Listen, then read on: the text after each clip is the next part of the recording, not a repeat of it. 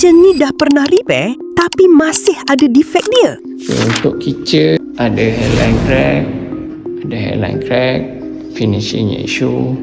Lepas tu sama juga ada leaking dekat bawah sinki. Setakat ni tiga sinki yang ada kat dalam rumah ni, termasuk 2 sinki bilik air, dia ada leaking lah.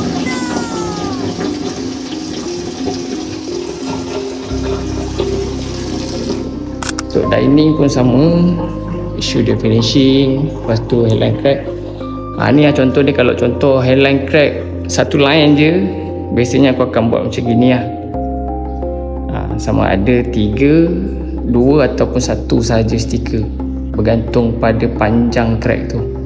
Okay, kat sini ni tu hari ada leaking, owner cakap. Lepas tu owner beritahu dekat developer hantar kontraktor dia repair. Tapi dia punya finishing dia korang tengok sendiri lah.